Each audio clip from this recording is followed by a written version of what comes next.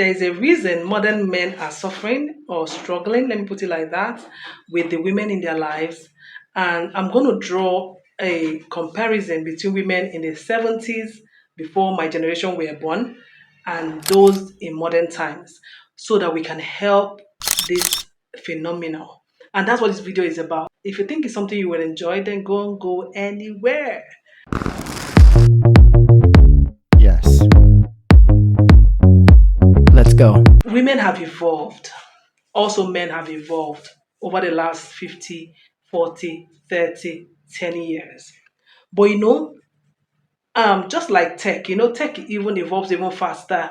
And somehow we catch up with tech, or most people catch up with tech faster than they're able to catch up with human behavior. And that has brought a lot of stress on relationships, marriages, and a lot. And my job is to help you to be the leader at home at all costs, and do it easily and with finesse.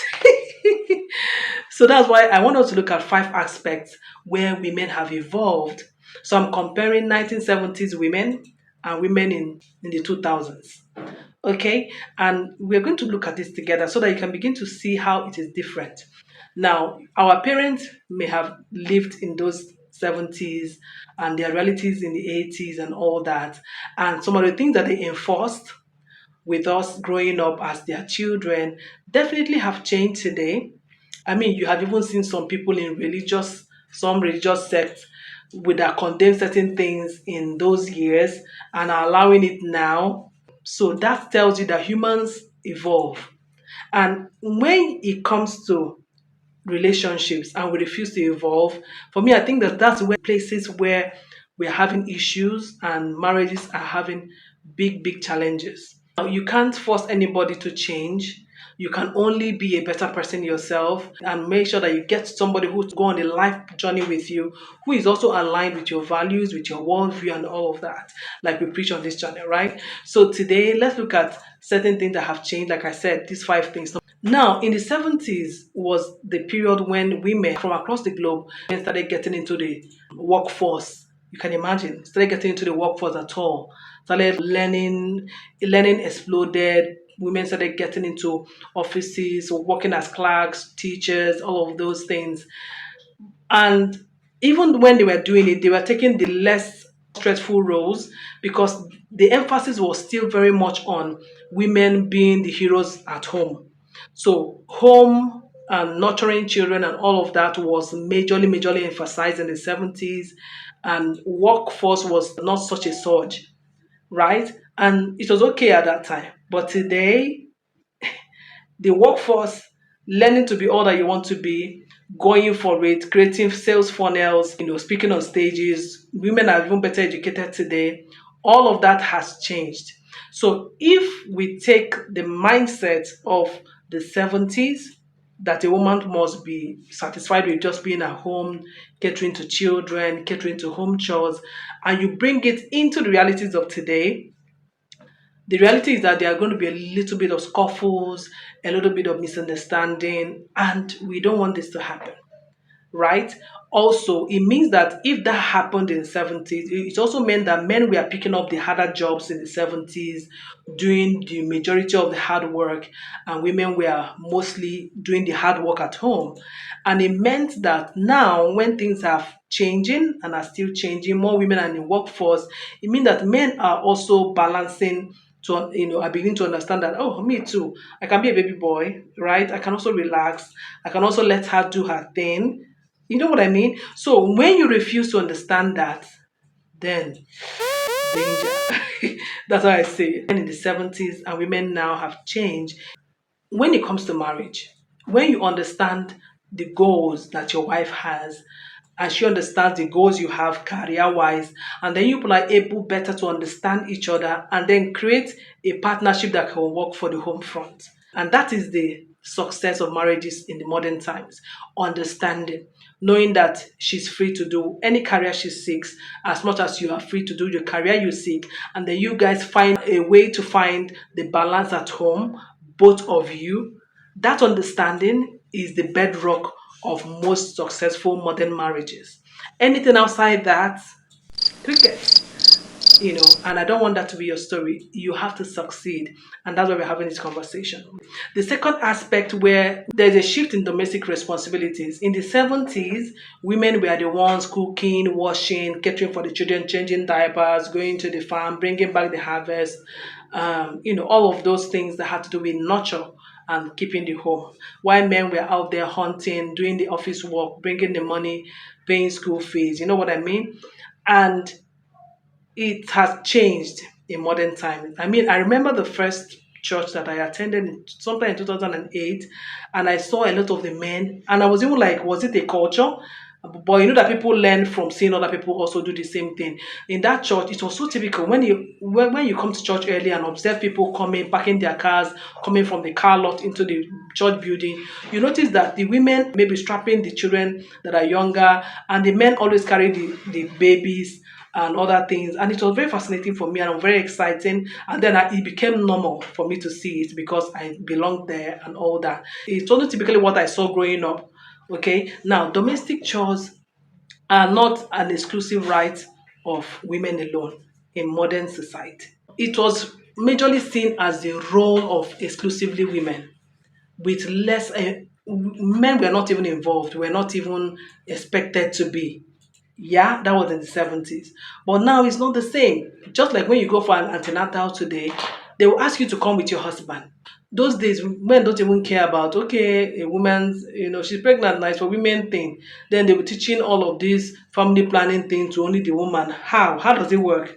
In modern times, it's the togetherness because we live in more dynamic times, more result oriented times, and things have changed. So, when it comes to modern marriage, sharing responsibilities of domestic chores and all of those things together removes or brings more understanding, removes all of the what was this English word again? Remove resentment and binds families together more because the wife feels like, okay, I'm not in this alone.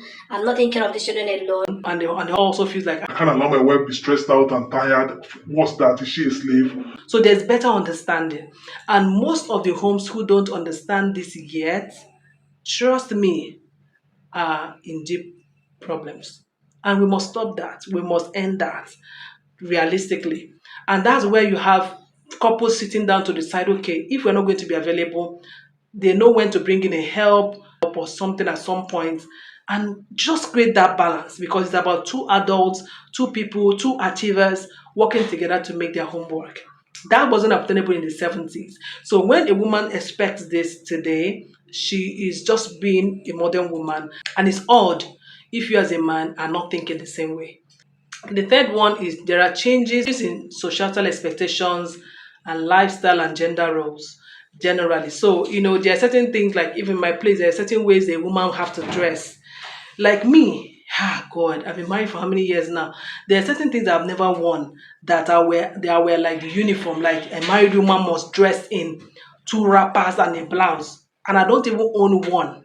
Like I don't own one of such outfits. And I'm still a married woman. Like if it was in the 70s, no way. Most of my outfit for outings, for meetings, for church, all of those kind of outings, I have to tie double wrapper with a beaded gown with a headscarf. That's how to show that you're a properly married woman in where I come from. But today is not quite. I mean, nobody's even expecting it from you in that sense. So you see what I mean? Then the same way, so many other things have changed. The way society look at married woman now is different. The dressing, you can express yourself how you want. I mean, we have people identifying as things now. So, is it living your life how you want that will be restricted?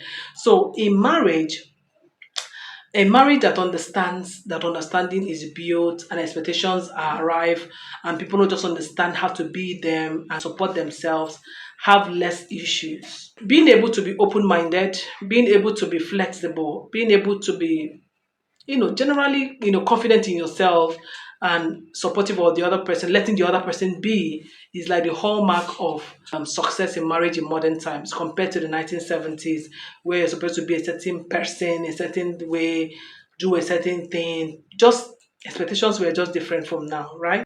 I like this number four. Like this number four is in the 70s, not much focus was given to self fulfillment, personal goals, and all of that. But in modern times, that is like, I mean, everywhere it's on social media, everywhere. It's just be your own boss, be that, be this, be a feminine woman, girls trip. You know what I mean? There is so much emphasis in being you, in being selfishly happy.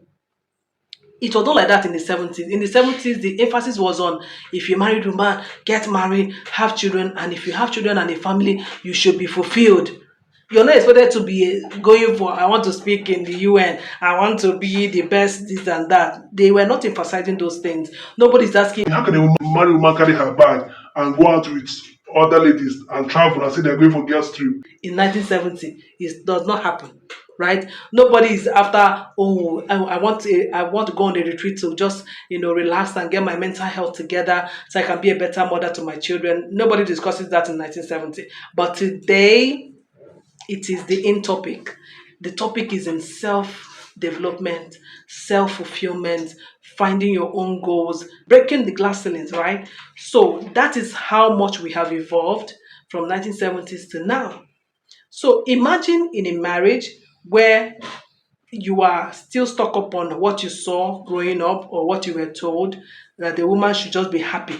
You're a mother, you're a wife, so you should be happy. And you're wondering why your wife is saying, Yes, I'm losing myself. I'm going crazy. I'm feeling bored. I want to do something else. I want to be able to travel. and you're asking her, no, no, no, no, don't do it. And you're wondering why she's opted out of the marriage entirely. You're wondering why more women are the ones divorcing their husbands today and just being free. Why there's so much emphasis on freedom. So being able to understand the balance is very important. That we don't live in 1970s and we're not in 1980s. We're not even in 2000 anymore.